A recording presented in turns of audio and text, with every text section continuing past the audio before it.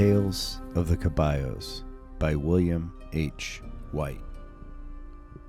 Part 3, Chapter 3, Wally World.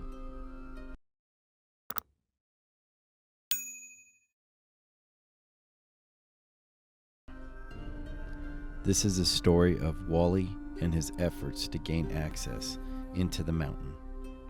At this writing, Wally remains unsuccessful, but he is enthusiastic and undaunted in his continuing efforts to succeed.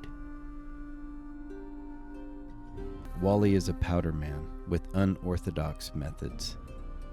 He blasts tiny little holes just big enough for him to fit into, and normally straight down. Typically, when one chances on one of his holes, one almost steps into it before realizing that there is a hole there. 40 or 50 feet is nothing to this amazing man. 1 or 2 days' work is all that is necessary to accomplish this. Wally is one lean, mean digging machine. At this writing, Wally is 73 years old. I believe that he may well live to be 100 or more. I have never met a man of his age with so much energy. I first met Wally through a mutual friend, George McMullen from Canada. We were taken to Wally's, at that time, digs on the eastern slope of the Caballo Mountains. There we found a box canyon with the most amazing group of holes and tailing piles I have ever seen. There are at least 10 holes there, all straight down. Some are 10 feet deep, while others went 100 feet or more. One of the most amazing things are the tailing piles. They are rounded and shaped like structures. If you were not standing next to them, you would never recognize them for what they are, a pile of rocks.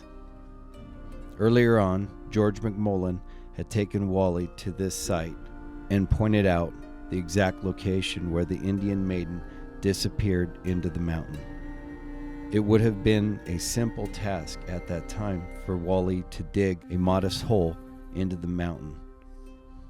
Wally did not completely trust George's judgment in this matter, so he quickly employed the services of a local dowser known as Pliers George. Pliers George used an unorthodox method of dowsing using coat hangers and a pair of pliers.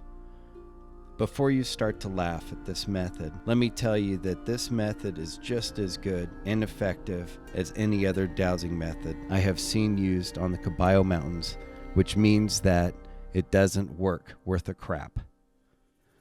I have only seen one dowser who could find his or her butt with both hands, and Pliers George wasn't the one.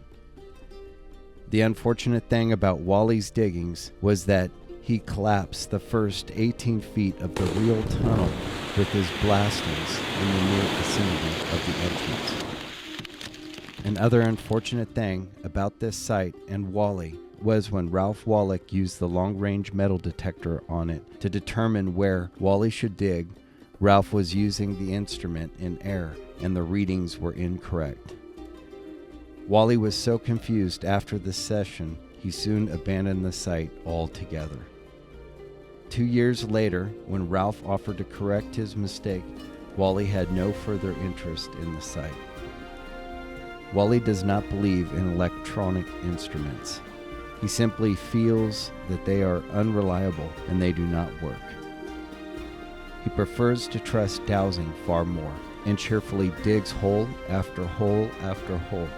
That in itself is truly amazing. It would not be fair to write about Wally and not to mention his partners.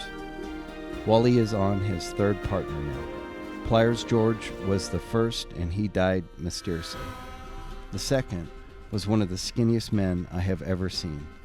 I don't remember his name, but if you turned him sideways and stuck out his tongue, he would resemble a zipper. A man who was truly in need of a blood transfusion. This partner died mysteriously also. He had finger marks on his neck at the time of his death, but they could have been his own. Partner number 3 is currently his longest and best partner. Ken is his name, and this is a match made in heaven. Ken dowses for places to dig and works diligently alongside Wally while the digging is taking place. Ken believes in his dowsing, as does Wally, so both are happy with the arrangement. They remind me of 2 of the 7 dwarves marching off to work to dig gold and jewels from the mountain. On a more serious note, these 2 are the hardest working, most dedicated treasure hunters on the Caballo Mountains today. Although they have not yet succeeded, I am certain that someday they will. After all, even a broken clock is right 2 times a day. Wally and Ken are active all over the Caballo Mountains, but I have chosen this site for this story because I know that they have no further interest in it.